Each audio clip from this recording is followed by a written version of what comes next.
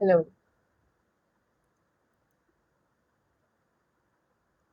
Hello लॉलर्स, आज हम देखने वाले हैं। आज है हमारी ट्विन डेट्स, देख सकते हैं आप, 18 जून। एंड आज हम एडिटोरियल्स कवर करने वाले हैं। सो this is my first video on editorials. तो आज हम basically most important editorials cover करने वाले हैं द हिंदू के। Now this is the first editorial, innovate और बी ईटन। यहाँ पे ये बताने की ट्राई किया गया है कि हमारा जो इंडिया है उससे क्या है, इनोवेशन की पावर को बहुत जल्दी से हमें समझना होगा और ग्लोबल लेवल पे लेके जाना पड़ेगा। यहाँ पे भारत इनोवेशंस के बारे में बात की गई है 2026 के बारे में, जो नाइस फ्रांस में हुआ था, मिनिस्ट्री ऑफ एजुकेशन के थ्रू सपोर्ट किया गया था। और उसमें बहुत ज्यादा इंडिया ने क्या है, अपनी इनोवेशंस को दिखाया है। अगर हम ये देखते हैं कि बहुत ज़्यादा ऐसी इंडियन या फिर Indian origin technology industry leaders हैं जो क्या है, बहुत अच्छा एक्स्ट्रा ऑर्डिनरी टैलेंट के साथ टेक्निकल वर्क भी बहुत ज़्यादा मैनेज कर पा रहे हैं। तो इसके साथ साथ बहुत ज़्यादा इनोवेशन रियल रहा और मिडिल पावर कोलैबोरेशन किया गया हमारे फ्रेंच के प्रेसिडेंट के साथ, ठीक है, मैक्रोन के साथ। ये चीज हमें ध्यान रखनी है। एआई और सेमीकंडक्टर टेक्नोलॉजी पे भी इनोवेशन किया गया है यहाँ पे। एआई डेवलपमेंट सुपर पावर पे भी आप बात कर रहे होंगे। अभी आपने कुछ रील्स में देखा होगा कि अभी कुछ ऐसी वीडियोस आ रही हैं कि आपको हेड पे फॉर एग्जांपल एक आपको कैमरा दिया जाता है and whatever you are doing, कोई भी स्टफ, जैसे आप क्या कर रहे हैं, कपड़े फोल्ड कर रहे हैं या फिर कुकिंग कर रहे हैं, ऐसा कुछ भी कर रहे हैं, तो उसकी वीडियोस क्या है, रिकॉर्ड हो रही हैं एंड आपको उस चीज का पैसा मिलेगा। नाउ यू आर हैप्पी, मुझे तो काम करना ही है, पैसा मिल रहा है तो बहुत अच्छी बात है। लेकिन ये जो वीडियोस हैं वो किस काम आएंगी? एआई को ट्रेन करने के लिए कि वो एआई जो है वो आपका काम कर सके। It's very good thing, right? अब पता है क्या, एआई से हमें खतरा ये है, ये नहीं है कि एआई बढ़ रहा है, हमें खतरा ये है कि जो ह्यूमन इंटेलिजेंस है वो कम हो रही है, राइट? तो ये हमारे है। इसलिए एक एक और मैंने आपको मैं यहाँ बताना चाहती हूँ कि एआई जो है, आई वांट कि एआई मेरे हाउस होल्ड वर्क करे, डिशेस करे, लॉन्ड्री करे, ठीक है, ना कि वो मेरा सारा क्रिएटिव वर्क करे, आर्ट वगैरह करे, है ना, ताकि मैं डिशेस करता रह जाऊं। तो ये सब चीजें एआई, अगर मेरा जो हाउस मैनेजमेंट में टाइम जाता है वो एआई करेगा तो I I will be much happy rather than वो मेरा क्रिएटिव वर्क मेरा छीन ले, राइट? तो ये चीज आई थिंक इट्स गुड। हमें ये चीज को समझना पड़ेगा कि कहाँ पे हमें एआई की जरूरत है और कहाँ पे नहीं। इसके साथ साथ हम जो है ग्रीनर मोटिव की तरफ भी जा रहे हैं। यहाँ पे हमें क्लीन एयर की बात की जा रही है, यहाँ हम ग्लोबल ग्रीन स्पेसेस के बारे में बात कर रहे हैं, अफोर्डेबल, रिलायबिलिटी और पब्लिक ट्रांसपोर्ट के बारे में बात कर रही है। तो दिस इज आर इनोवेशन, और राइट, इनोवेट करें या फिर be eaten. So this is the heading of the title. एक और छोटा सा आर्टिकल है लेकिन बहुत इंपॉर्टेंट है, स्टेप फॉरवर्ड की बात की जा रही है यहाँ पे। यहाँ पे जो हमारा अनपेड डोमेस्टिक वर्क है इसकी बात की गई। For example, the top court has given an economic value to unpaid domestic work. जो अनपेड डोमेस्टिक वर्क है, जो भी घर में हमारी मदर्स करती आई हैं, unpaid work, right, almost 5 hours per day वो क्या करती हैं, स्पेंड करती हैं किचन में या फिर हाउस होल्ड वर्क में, वेयर एज मैन जो है वो सिर्फ 88 मिनट्स जो है स्पेंड करता है। तो ये चीज क्या है वो हमें थोड़ा ध्यान रखना है। तो यहाँ पे क्या है, एक लैंडमार्क जजमेंट है, सुप्रीम कोर्ट की judgment, Shishupal at the rate शीशेष Ram versus Surjit by the division bench justice, justice हमारे संजय करोल एंड के एनके सिंह हैं। उन्होंने एक लैंडमार्क जजमेंट दिया और रूलिंग में ये बताया गया कि मोटर एक्सीडेंट क्लेम्स ट्रिब्यूनल की बात की गई है। यहाँ पे एक एक्सीडेंट का कॉम्पनसेशन ग्रांट करते हुए देखा। यहाँ पे एक्सीडेंट विक्टिम की बात की गई थी और इसमें क्या है, यहाँ पे आपको क्या है, कुछ कंपनसेशन की बात की गई। तो यहाँ पे इन्होंने कर दिया है, पर यहाँ पे रिशिमा क्योंकि वो एक इकोनॉमिक वैल्यू डोमेस्टिक वर्कर थी, तो इकोनॉमिक वैल्यू उसको दी गई कि 30,000 पर मंथ क्या है, डोमेस्टिक वर्कर की जो घर गृहस्थी होम मेकर्स हैं उनकी भी 30,000 मंथ क्या है सैलरी की तरह हमें देनी पड़ेगी, राइट। अब यहाँ पे रूलिंग इज नॉट सरप्राइजिंग, यहाँ पे लाटा वधवन 2001 का भी केस था, यहाँ पे होम मेकर की सर्विसेज को 3,000 में रखा गया था।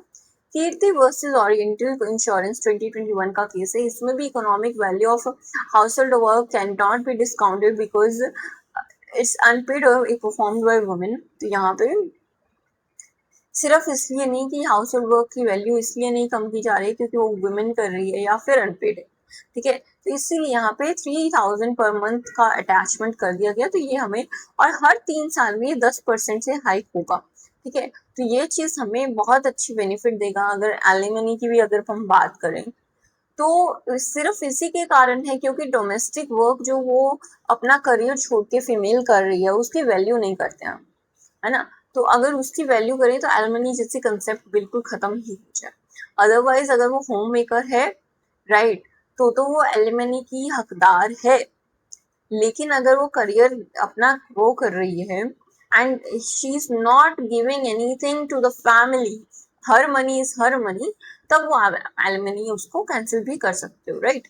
तो ये थोड़ा सा एक बहुत अच्छा कह सकते हैं स्टेप है टुवर्ड्स होम मेकर्स कि वो उनकी वैल्यू को करें, अंडर वैल्यू ना किया जाए, मेंस वर्क इम्पॉर्टेंट है, ये सब चीजों को हटाया जाए, ठीक है। क्योंकि इसी के कारण आप देखो आपकी मम्मी वगैरह जो भी है, बहन भाई जो भी है, कहीं भी जाना है रोटी बना के जाना, कहीं भी जाना है रोटी बना के जाना, चांद पे जाना है रोटी बना के जाना।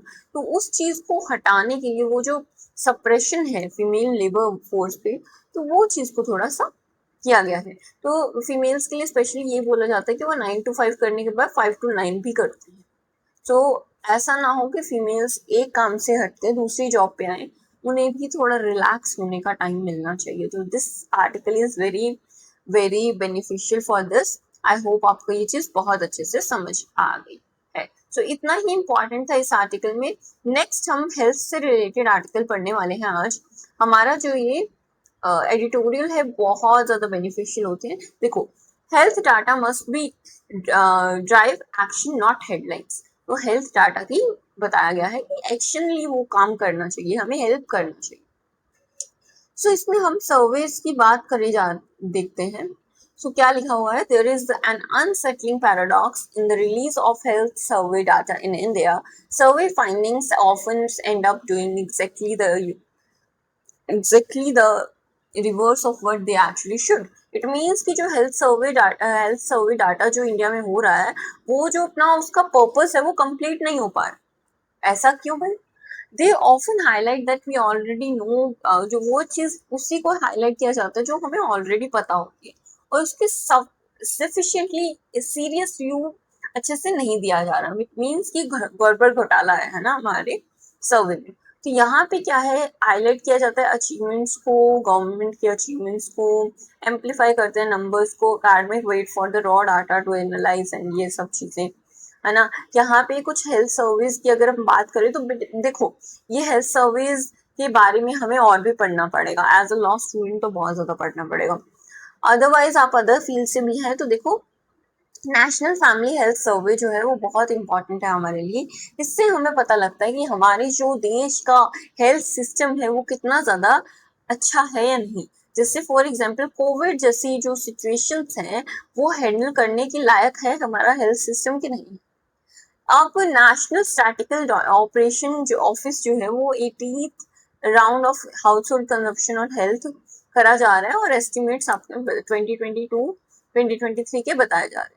तो इसमें नेशनल स्टॉक टेकिंग की बात की है, 2 रिपोर्ट्स जो है वो बियरली कुछ अटेंशन यहाँ पे मिला है। लेकिन थर्ड जो रिपोर्ट है ना, नेशनल फैमिली हेल्थ सर्वे 6 की, तो वहां पे क्या है, एक अलग ही स्टोरी बताई जा रही है। इसमें क्या है, जो अचीवमेंट्स है वो तो एक्नॉलेज किए गए हैं, बताए गए हैं कि ये मिला है, ठीक है। लेकिन ये वीक और ओल्ड स्ट्रैटेजीज जो है वो बहुत अभी भी सफिशिएंट नहीं है। It means we want new technology to be here ताकि हमारे सर्विस अच्छे से हो।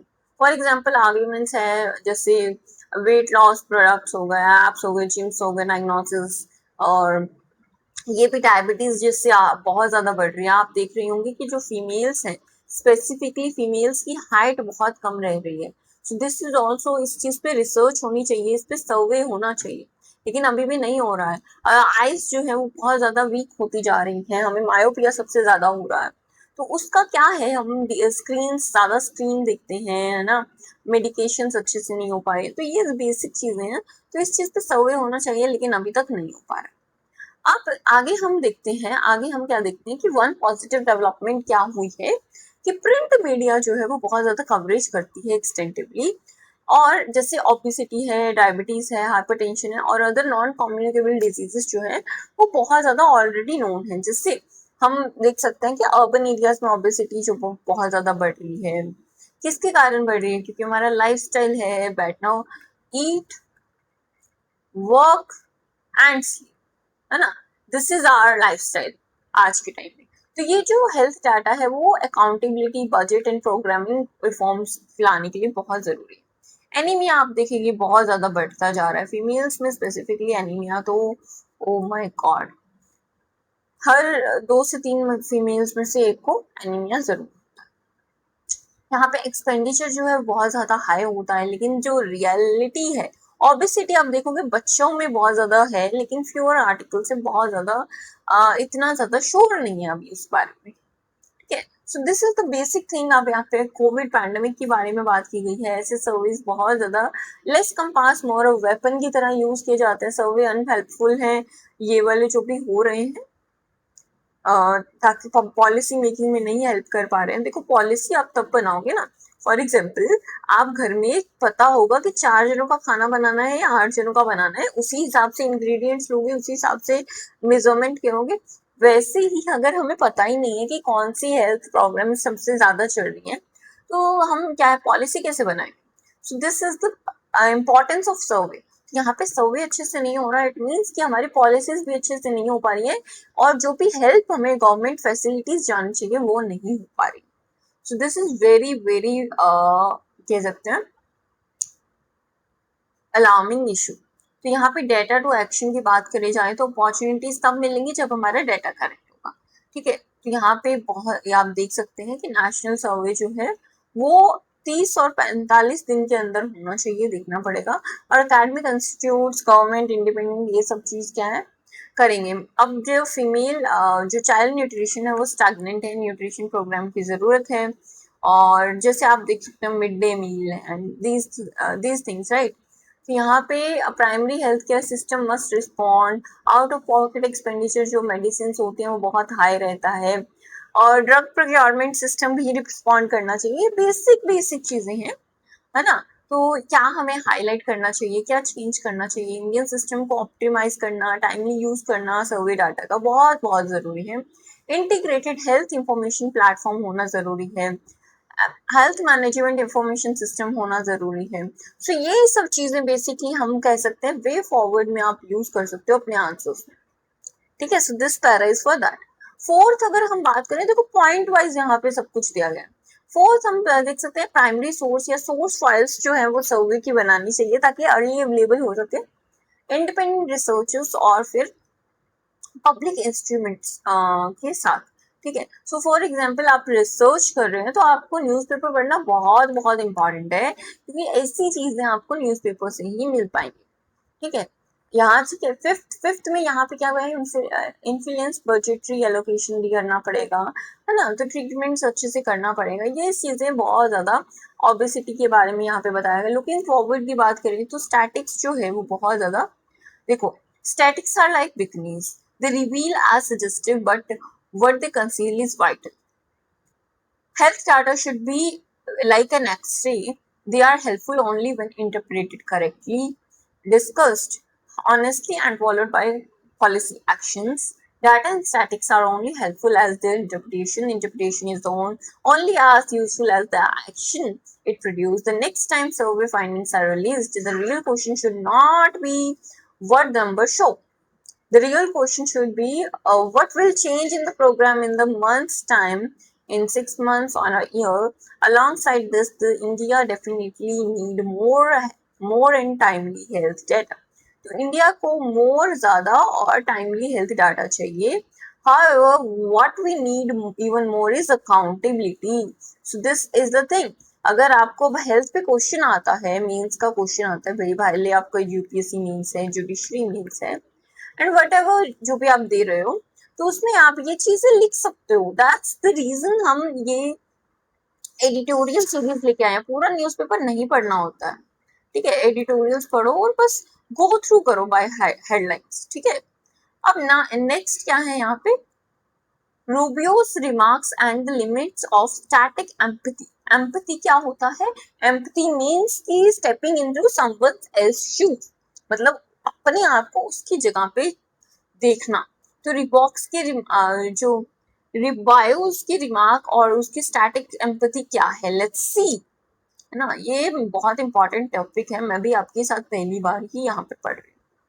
A day after United States and Iran struck immediate deal on June 14, 2026 to end the war and open the Strait of Hormuz, and remains unclear whether the agreement should be implemented at all. Not only have details not been made public, the negotiators have, by all accounts, pushed the difficult issues down the road. There is no mention in the interim agreement of the Iran's nuclear program and the missiles and even the Iran. तो यहाँ पे Iran की news में ये proper आपको पता है कि एक तरह से क्या किया जा रहा है कि नेगोशिएशंस किए जा रहे हैं ताकि ये वॉर जो है उसे बंद किया जा सके, राइट. तो वॉशिंगटन का क्या रिस्पॉन्स है, लेट्स सी. सो ये जो डेवलपमेंट्स हो रही हैं बहुत सिग्निफिकेंट है इंडिया के लिए, पॉलिसी मेकर्स के लिए, पब्लिक्स के लिए, ताकि वो क्यों थी यहाँ पे 3 इंडियन सेलर्स की डेथ हुई थी यूएस स्ट्राइक पे और 10 जून को स्ट्रेट ऑफ हॉर्मोज. यहाँ पे क्या है, जो सेक्रेटरी ऑफ स्टेट यूएस के हैं रोबिस, उन्होंने बोला external minister S Jaishankar Prasad, जो जिनकी भाई इंग्लिश बहुत अच्छी है, ठीक है, तो इंग्लिश टिप्स इनसे लेने वाले. Violations of the American blockade and the illicit transport of Iranian oil would not be tolerated, and the commercial vessels must be immediately compiled with the US forces. तो यूएस फोर्सेस के साथ Iranian oil की बात की जा रही है, तो हमें पता है कि सिलेंडर वगैरह का गैस का इशू चल रहा है, ठीक है. तो ये सब चीजों को देख के क्यों चल रहा है, क्योंकि हमारे ईरान में वॉर चल रहा है. तो दिस इज द थिंग. तो यहाँ पे सिविलियंस को गल्फ की तरह रिस्क है अभी लेके जाने में. तो यहाँ पे अच्छे से देखा जाए तो Washington does not view the episode as humanitarian tragedy requiring accountability as a compliance but as a problem, ठीक है. तो यहाँ पे अमेरिकन डायरेक्टिव्स को एज इसको ज्यादा वॉशिंगटन देख रहा है, ना कि ह्यूमैनिटेरियन में. देखो ह्यूमन जो है, ह्यूमन राइट्स हर ठीक है, दे आर अनरिप्लेसेबल, उसको नहीं हटाया जा सकता है. तो यहाँ पे न्यू एप्लीकेशंस क्या है न्यू दिल्ली में बनाई जा रही हैं, सजेस्टिंग कि वॉशिंगटन क्या है न्यूट्रल शिपिंग के लिए है और पार्टनर कंट्रीज जो है वो ड्यूरिंग कॉन्फ्लिक्ट सेकेंडरी है एज अ यूनिवर्सल देखा जाए यूएस स्टैटिक ऑब्जेक्टिव. यहाँ पे बताया गया कि US secretary of states comment करते हैं कि ह्यूमन कोस्ट ऑफ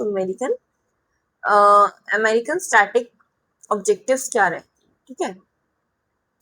ये हमारा आर्टिकल जो है वो navy officer, retired navy officer Abhijit sir ने लिखा है, जो कि maritime policy initiative observer research foundation के पर्सन है, ठीक है, वर्किंग है. अब इसमें क्या है, यहाँ पे बताया गया है बहुत ज्यादा अमेरिकन चीज को देख के कि कहाँ पे मिलिटराइज्ड एनवायरनमेंट है. और यहाँ पे देखा जाए तो इंडियन जो सेलर्स हैं वो स्टैंड अलोन कर रही हैं, और यहाँ पे बहुत ज्यादा मेरिटाइम वर्कफोर्स की इम्पोर्टेंट है और वो अनएक्सेप्टेबल होना चाहिए ना. इसमें क्या है, अगर हमारे सिविलियंस मारे जाते हैं, दिस इज वेरी बैड, है ना. यहाँ पे they can't protect more than 18,000 Indian sailors in the region. तो यहाँ पे ये अभी भी हमारे जो इंडियन वर्क सेलर्स हैं उनको बचाने का सोचा जा रहा है, राइट, ऑफ कोर्स. तो ये चीज देखा जा रहा है. यूएस इंडिया यूएस रिलेशन के बारे में ट्रेजेडी हार्ड है बहुत, है ना. तो बायोलेटरल रिलेशन जो है वो लॉन्ग टर्म बेयरिंग एलिमेंट्स जैसे defence cooperation, critical and technologies, Indo Pacific and the quad. Quad का पता है एक ग्रुप होता है जहाँ जिसमें 4 कंट्रीज हैं, Australia, India, Japan and US. याद रखना है Australia, India, Japan and US as one of the, ये एक मटेरियल मिलिट्री हम कह सकते हैं। तो यहाँ पे just second, let me just, हाँ, तो इसमें हम देखते हैं कि ये चीज ट्रिगर की जा रही है। रियल डैमेज अगर हम बात करें तो level of trust and political optics में हो रहा है। यहाँ पे विद इन 3 डेज में लास्ट वीक से सिग्नल्स मिल रहे हैं बहुत ज्यादा जेन्युइन एंगर का। और many in India views Washington's response is not an accusation but as a evidence of a deeper pattern that when the interest of the partner states conflict with the American static objective, the US invariably shoots itself. तो US सबसे पहले अपने आप को रखता है। तो ये चीज अगर हमारी है तो ये चीज देखना पड़ेगा इंडिया को, वो ये कहना चाहता है। अब इसके साथ साथ अकाउंटेबिलिटी, इंडिया जो है वो अकाउंटेबिलिटी चाहता है और आंसर्स चाहता है इसके अपने, जो भी इन्होंने हमारे सेलर्स जो हैं, इंडियन सेलर्स खोए हैं उसके बारे में। तो यहाँ पे जो इशू है देखा जा रहा है, तो ये इस पे अभी तक कोई भी अकाउंटेबिलिटी नहीं आ रही है। ऑफिशियली जो हमारे ऑफिसर्स हैं वो प्रिंसिपल है, कंसिस्टेंट पोजीशन पे भी रहते हैं। अब नरेंद्र मोदी से इस एपिसोड के बारे में, ट्रैजिक डेथ ऑफ के बारे में बात की गई, तो अनकंफर्टेबल ट्रूथ है कि ग्रेट पावर पार्टनरशिप का static empathy has limits, static empathy has limits. तो यही चीज बताई गई आपको इस एडिटोरियल के टाइटल, ठीक है। तो ये यूएस में regard India as indispensable partner in Indo-Pacific, but it will subordinate its priority in the Gulf of Indian sensitivities, ठीक है। तो यहाँ पे जो यूएस है अपना सेल्फिशनेस दिखा रहा है इंडिया को, जो तवज्जो है वो नहीं दे पा रहा है, ठीक है। क्लियर आइज से हमें पता है कि देखो यूएस तो भाई अपनी करेगा। तो यही चीज इस आर्टिकल में हमें बताया गया। अब छोटी छोटी खबर्स और हैं रिलेटेड टू आर्टिकल्स, तो I will zoom it and आप अभी यहाँ पे पॉज करके पढ़ सकते हो, ठीक है। वे वाटर मैनेजमेंट पे यहाँ पे है, ठीक है। रेन वाटर हार्वेस्टिंग चीज पे है। ऑपरेशन रीनीट आपको पता है होने वाला है। रीनीट क्या है? National eligibility cum entrance test UGC, sorry NET UG होने वाला, question paper sends wrong signals. तो एयरफोर्स, इंडियन एयरफोर्स को यूज किया जा रहा है, ठीक है। ये चीज बहुत ज्यादा इम्पोर्टेंट है। आई होप एयरफोर्स बहुत अच्छे से ध्यान रखे, ठीक है, और कुछ भी गलत ना हो। So that was it, okay. So आज का एडिटोरियल हमने पेज बहुत अच्छे से पढ़ा। क्या पढ़ा? इनोवेट कर रहा है हमारा इंडिया। हेल्थ डाटा भी जस्ट मतलब फॉर्मेलिटी किया जा रहा है। अनपेड वर्क, जो डोमेस्टिक वर्क है उसको इकोनॉमिक वैल्यू दी गई है। कौन से केस में दी गई है वो हमें याद रखना है। शिशुपाल श्री राम वर्सेस सुरजीत के केस में दी गई है। बेंच हमें याद रखनी है। Sanjay Karol and NK Singh justices हैं, वो उन्होंने क्या है, तो ये चीज हमें ध्यान रखना। ओपिनियन आप देख सकते हैं, तो कल से हम ओपिनियन भी लाने की ट्राई करेंगे, लेकिन आज के लिए आपका सिर्फ और सिर्फ एडिटोरियल का मैंने वीडियो बनाया है, because this is also a new thing for me. मैं भी देखूंगी कि अगर मेरा चैनल ग्रो कर रहा है एडिटोरियल डेली डालने से, then I will make sure कि मैं आपके ओपिनियन पेज भी लेके आऊँ। आज के लिए इतना ही। आप हैं द लॉ लैब पे। जय हिंद, जय भारत।